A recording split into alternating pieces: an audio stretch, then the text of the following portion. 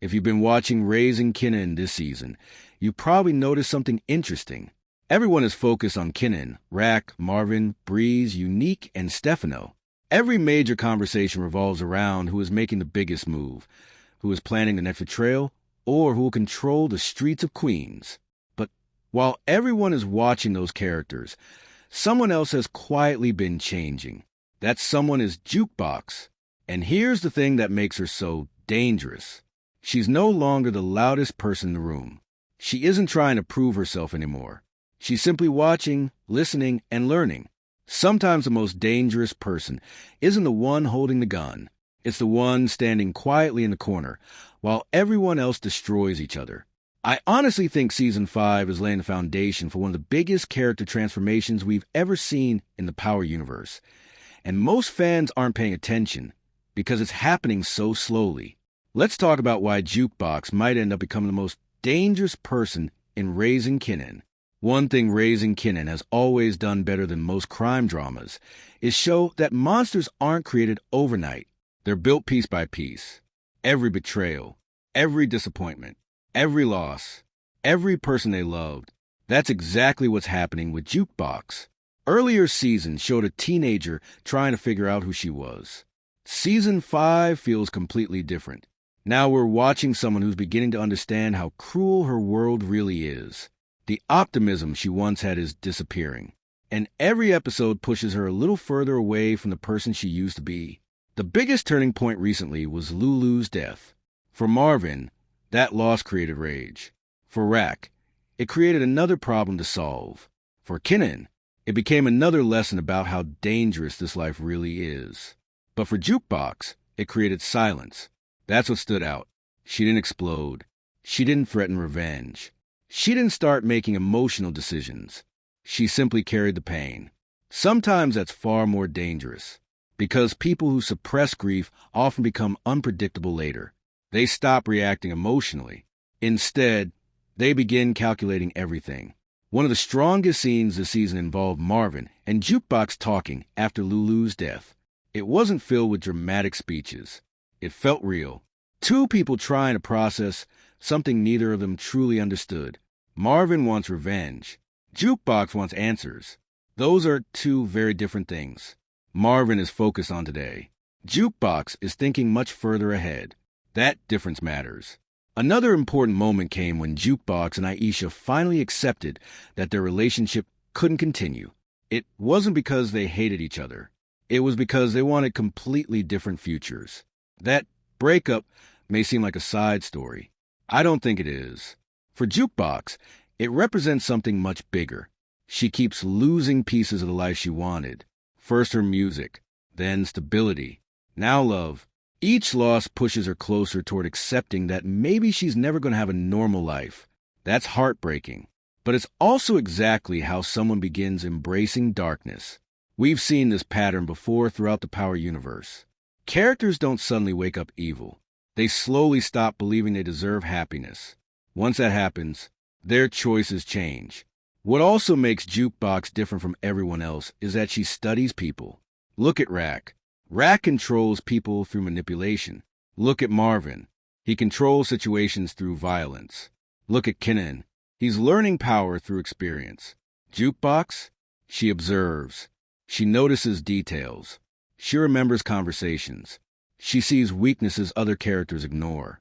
That makes her incredibly dangerous. Think about everything happening around her. She has watched Rack manipulate entire organizations. She's watched Marvin let anger control him. She's watched Kenan become increasingly comfortable around killers. She's watched Unique survive situations that should have killed him. She's watched Breeze quietly build influence. Every one of those people is teaching her something without realizing it. She's getting an education in survival. And unlike Kenan, JUKEBOX doesn't seem interested in proving herself. That's a huge advantage. People underestimate quiet people. They assume silence means weakness. Sometimes silence means patience. Let's talk about Kenan for a second. Right now, Kenan believes he's becoming smarter. He's working with Breeze. He's building confidence. He's making bigger decisions. But notice something. Kenan constantly announces his intentions. JUKEBOX rarely does. That's why I think she's developing into a much more dangerous thinker. She doesn't need people to know what she plans. She waits. Another reason I believe Season 5 is setting this up is because the writers keep placing JUKEBOX in scenes where she's forced to observe rather than participate. At first, that seems like she's being left out. I actually think it's intentional. Observation creates wisdom. Action creates mistakes. Right now, everyone else is making mistakes. JUKEBOX is learning from them. Marvin is another major factor. He's trying to be a better father. You can see it. He's trying harder than ever before. The problem is, he's still Marvin. His emotions often overpower his judgment. His obsession with finding unique is proof of that. If Marvin continues chasing revenge, he may accidentally teach JUKEBOX one final lesson. That revenge rarely fixes anything. What if Marvin dies because he refuses to let go? Imagine what that would do to JUKEBOX. She already lost Lou.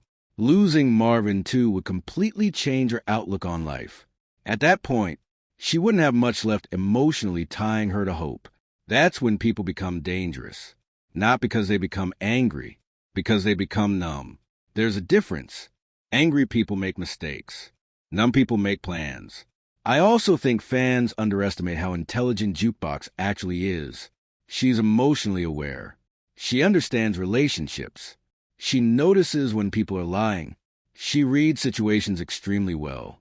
Those qualities don't make flashy television, but they make effective survivors. Compare her to someone like Breeze.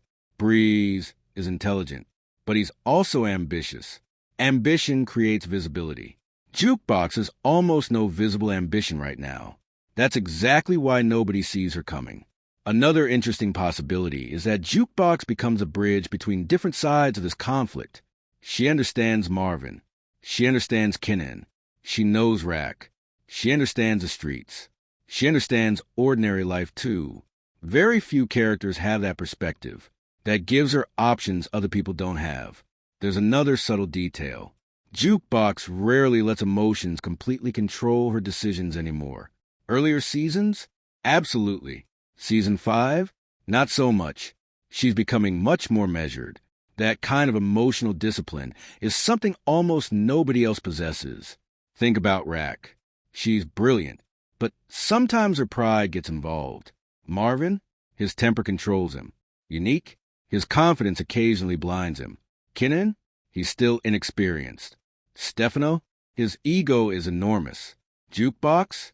She has fewer obvious weaknesses. That's dangerous.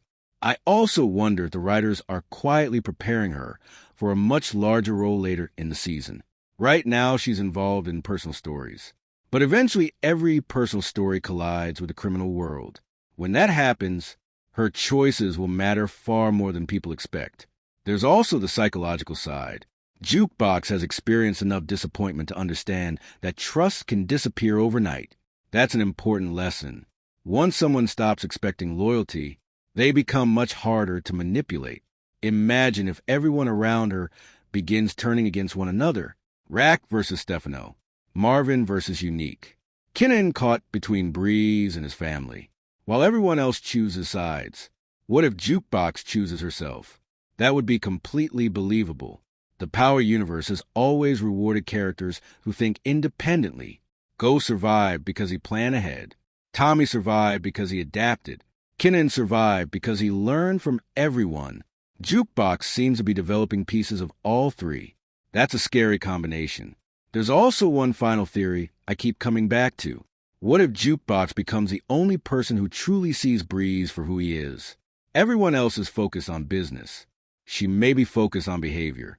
She might notice inconsistencies long before Kenan does. If that's true, she could become one of the first people to recognize the danger before it's too late. Whether anyone listens to her is another question entirely. The tragedy is that JUKEBOX may end up being right about a lot of things. But being right doesn't always save you. Sometimes it simply means you have to watch terrible things happen before everyone else understands. That's what makes her storyline so compelling. She's growing wiser while becoming lonelier. Those two things often happen together. By the end of Season 5, I wouldn't be surprised if fans look back and realize the biggest transformation wasn't Kenan. It wasn't Rack. It wasn't Breeze. It was JUKEBOX. Not because she suddenly became ruthless overnight, but because every episode quietly removed another piece of the hopeful young woman she used to be. That's how Raising Kenan tells its best stories. Slowly, patiently, without announcing what's coming. And when the moment finally arrives, it suddenly becomes obvious that the clues were there all along. So here's my theory. Everyone is busy watching the power struggle between Rack, Breeze, Unique, Marvin, and Stefano. Meanwhile, JUKEBOX is learning from every single one of them. She's watching their victories. She's watching their failures. She's watching who survives and why. And by the time everyone realizes she's no longer just Marvin's daughter or Kenan's cousin, it may already be too late. Because the quietest person in the room has often been paying the closest attention.